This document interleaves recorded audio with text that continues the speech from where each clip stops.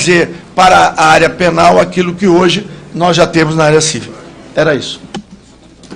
Pode responder nosso relator, né? Depois nós voltamos, passamos aos deputados.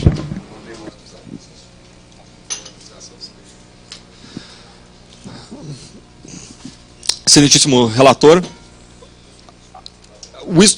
as nossas propostas, as 10 medidas, têm por objetivo mudar a base do sistema de justiça criminal para que ele minimamente funcione. Eu não tenho dúvidas de que a sua proposta é muito boa. A proposta de criar a figura do whistleblower, como existe em vários outros países, ela contribui, essas propostas convergem. Aliás, essas propostas convergem junto com outras propostas que podem ser trazidas também e que vão construir. Quando nós falamos de whistleblower é a figura da pessoa que está dentro de uma empresa, dentro de uma organização e que sopra o apito, que revela a existência de crimes lá dentro. A legislação do whistleblower, ela cria proteção para pessoas que adotem essa conduta.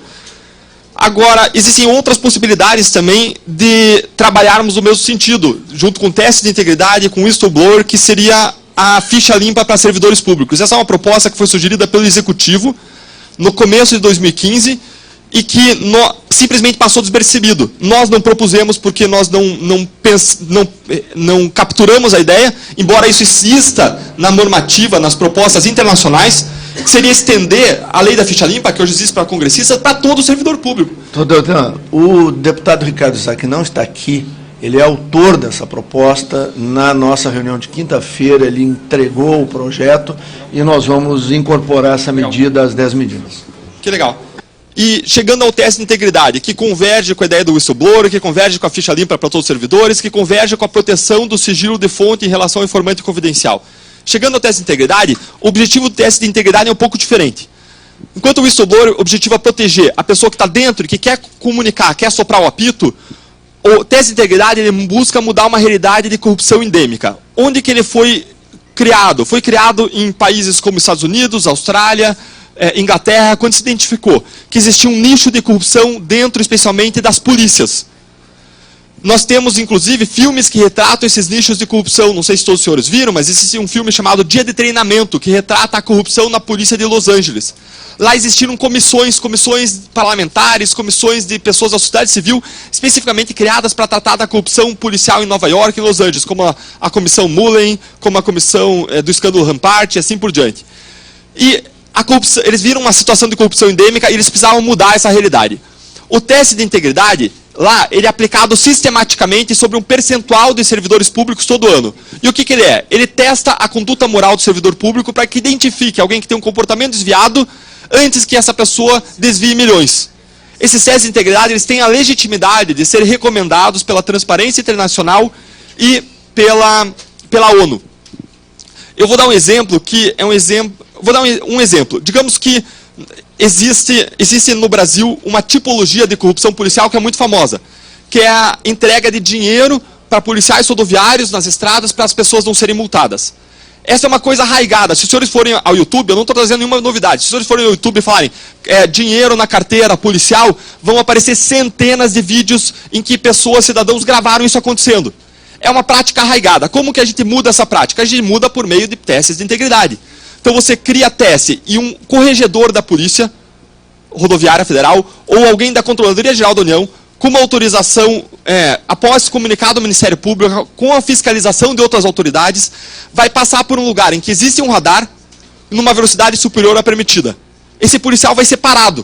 E na hora esse policial disfarçado de cidadão, da corregedoria, vai ser parado por um policial rodoviário.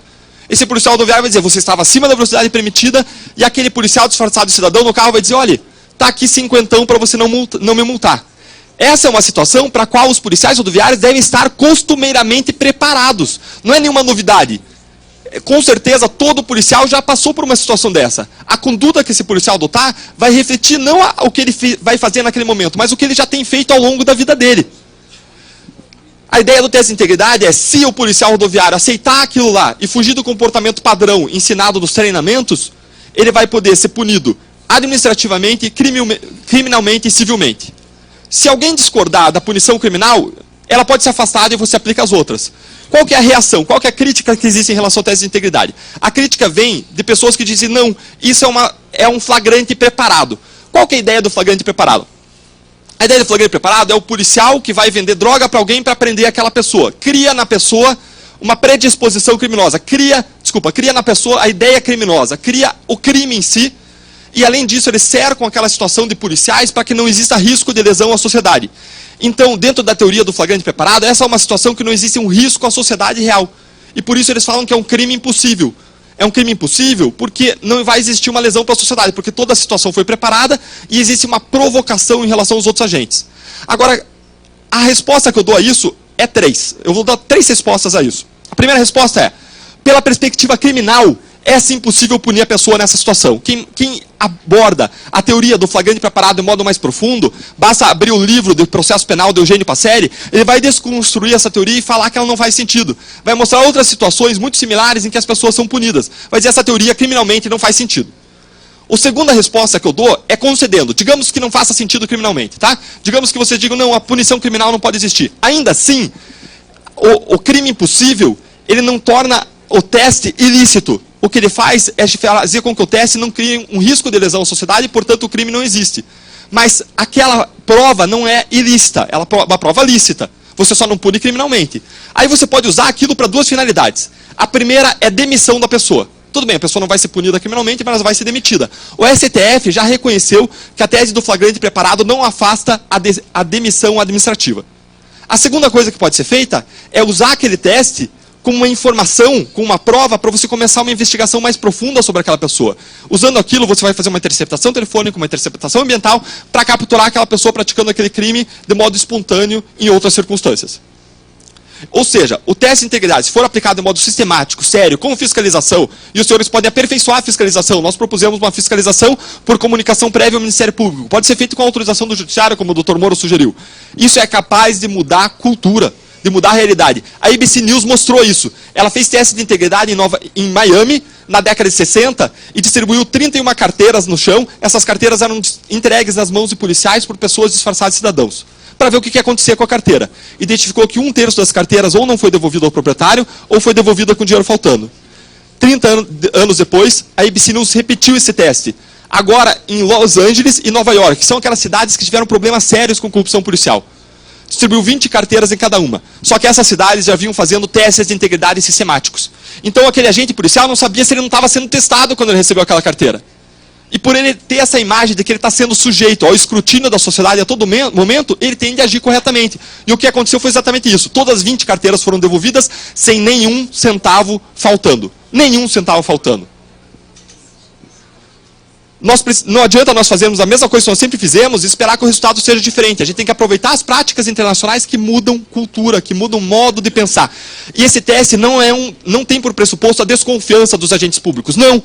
O pressuposto é de que os agentes públicos, inclusive eu, que devo ser testado, deve estar sujeito ao escrutínio da sociedade a qualquer momento, porque eu não lido com a minha coisa privada, eu lido com a coisa pública. Esse é o pressuposto.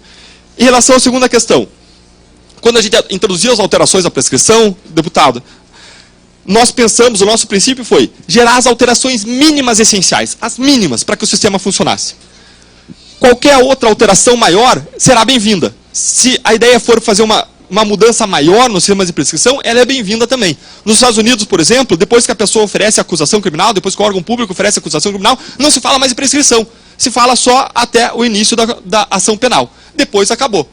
No nosso é diferente, nós não fomos a esse ponto, para não ser radicais, a gente tentou mudar o mínimo necessário, e o Diogo vai complementar a resposta. Não sei se a Mônica também fica à vontade, se quiser complementar. Pela ordem, senhor presidente.